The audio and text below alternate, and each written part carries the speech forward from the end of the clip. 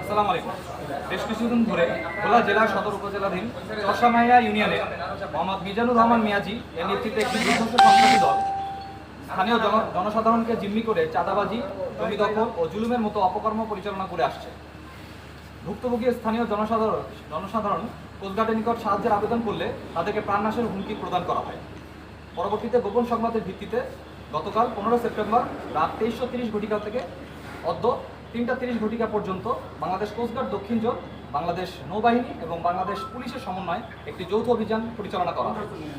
অভিযানে ভোলা জেলার সদর উপজেলাধীন চরসামাই ইউনিয়নের 5 নং ওয়ার্ডের আলাউদ্দিন মিয়াজি বাড়ি, পালোয়ান বাড়ি এবং মিজির আলী বাড়ি তল্লাশি করে সন্ত্রাসী বাহিনীর প্রধান আলাউদ্দিন মিয়াজি, তার সহযোগী মোহাম্মদ মিরাজ সহ সর্বমোট 7 জন সন্ত্রাসীকে 25টি দেশীয় অস্ত্র, 8টি কাঠের ব্যাটন সহ আটক করা হয়।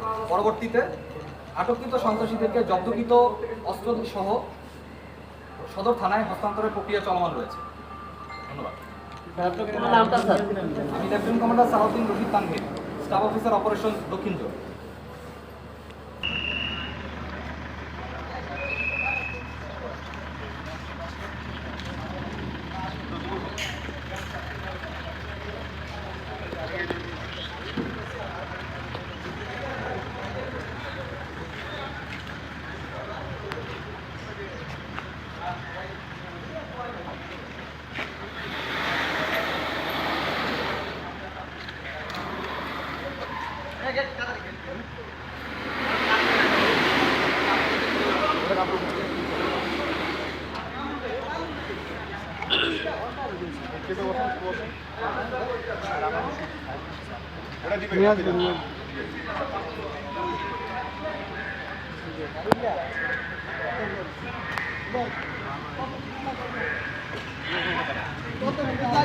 আরেকজন আছে না?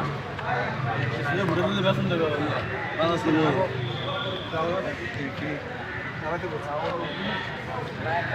এখানে জায়গা হচ্ছে।